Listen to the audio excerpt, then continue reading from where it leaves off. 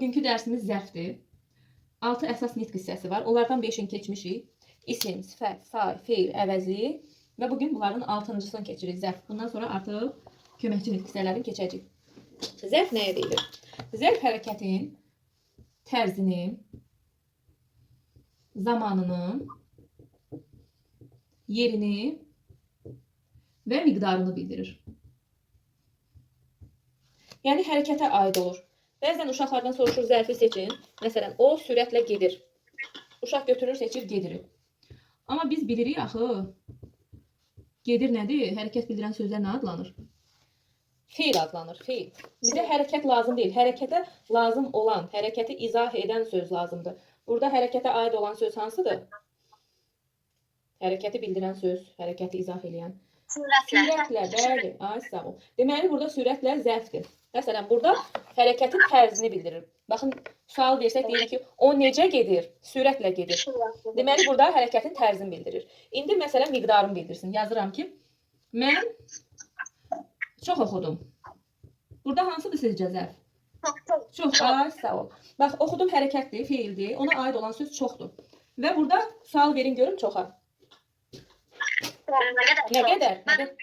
Aha, deməli, burada artıq miqdarını bildirir. Nə qədər olduğunu bildirir. Sonra dedik ki, tərzini dedi zaman. Məsələn, axşam parka gedəcəyik. Nə zaman? Zərfi tapın. Hələ zərfi deyin görüm hansıdır zərf? Axşam. Bəli, çünki hansı suala cavab verir?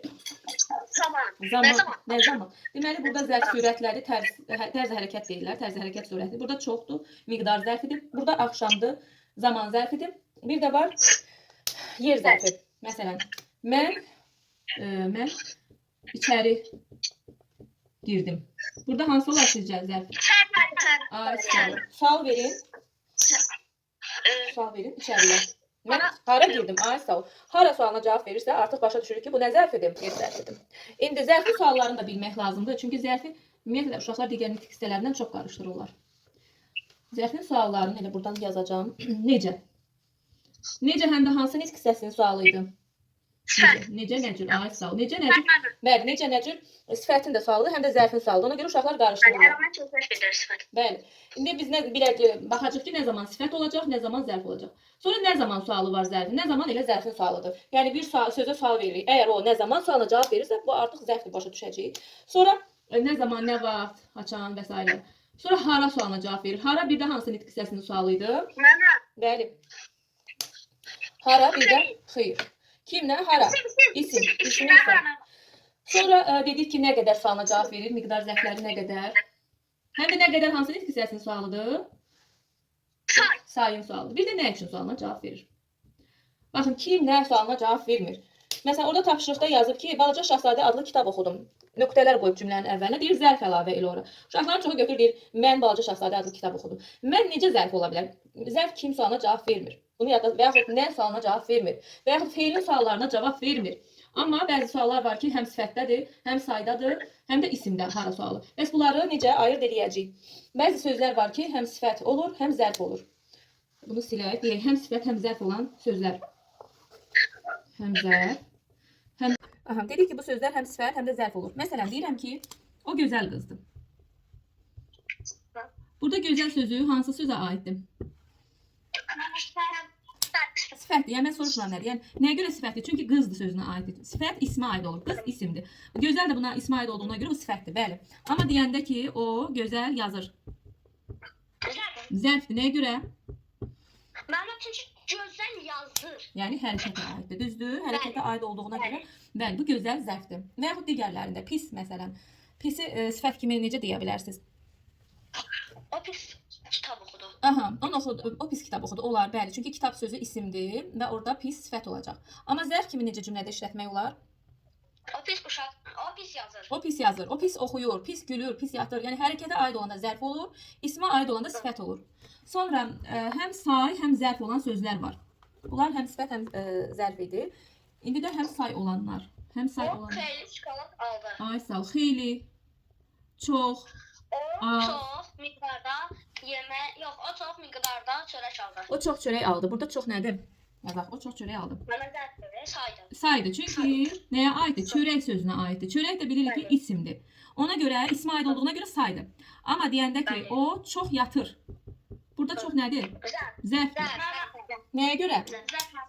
Məmə sizi çox yapır hərəkətə aid. Hərəkətə aiddir. Ay sağ ol. Sonra elə xeylində həmçinin bu cür demək olar, azı da bu cür demək olar. Yəni baxacaq, əgər ismə aiddirsə deyəcək saydı, zərfə aiddirsə deyəcək, daha doğrusu hərəkətə aiddirsə deyəcək zərfdir. Sonra bəzi sözlər həm də isim olur, həm zərf, həm də isim olur. Hansılar da olar? Axşam, axşam, səhər, gecə, gündüz. Deməli, bu sözlər nə zaman sualına cavab verəndə zərf olacaq. Məsələn, axşam evə gedəcək. Burada axşam sözünə sual verin. Nə vaxt? Aha, nə Nə vaxt? zaman? Aha, nə vaxt sualına cavab verirsə isim ola bilər. Nə zaman müəllimə? Bəli, nə zaman sualına cavab verirsə. İsmi sualları nədir? Kimdən hara? Nə zaman yoxdur ki ismi sualında, düz deyil.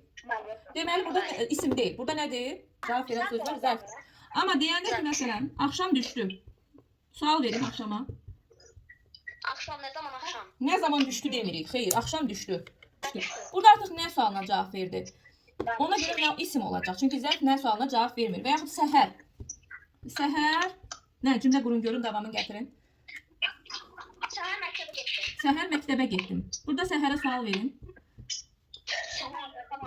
Nə zaman? Nə vaxt? Deməli, nə zaman sualına cavab verirsə nə olacaq?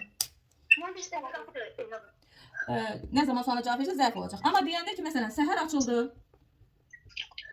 Sual verin görüm səhərə. Səhər açıldı. Nə açıldı? Düz deyil, sual verə bilmir. İsimdir, nə sualına cavab verir. Və yaxud səhər yeməyi yedik.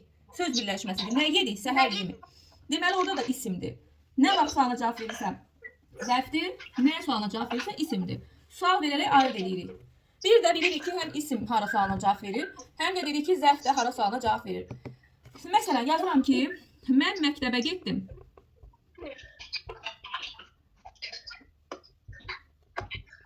Birində nə var? Mən aşağı getdim. Aşağı düşdüm. Aşağı düşdüm. Burada birinci cümlədə hara sualına cavab verən nədir? Hara sualına cavab verən. Burada məktəbə sualına hara cavab verir? Bəs burada hansı söz hara sualına cavab verir? Aha. Aha, indi bunlardan sizcə hansı isimdir, hansı zərfdir? İkisi də hara sualına cavab verir. Bir dəqiqə, bir-bir danışın. Bir-bir. Nilay, nə deyirsən, de görüm. Mənim məktəbə mənfisi. Aha. Aşağı mənə zərf. Bəli. Görürsünüz, ayırt edə bilirsiniz. Nəyə görə? Biz bilirik ki, isim ad bildirən sözlərə deyilir. Məktəb haranınsa adıdır, bir məkanın adıdır. Ona görə məktəb isimdir. Amma aşağı heç yerin adı deyil axı. Aşağı deyə bilərik. Ümumiyyətlə yer zərfləri bunlardır. Aşağı, irəli, sağa, sola, yuxarı və s. Amma məsələn, mən parka getdim. Park burada yerin adını bildirir. Ona görə park isim olur. Yəni park, kənd, şəhər, kitabxana, bunlar da hara sualına cavab verir. Amma bunlar isimdir. Çünki nəyinsə adıdır. Amma aşağı, yuxarı, sağa, sola, irəli, bunlar heç şeyin adı olmadığına görə bunlar zərf olacaq. Zərf ilə ismi də bu cür ayırt etmək lazımdır.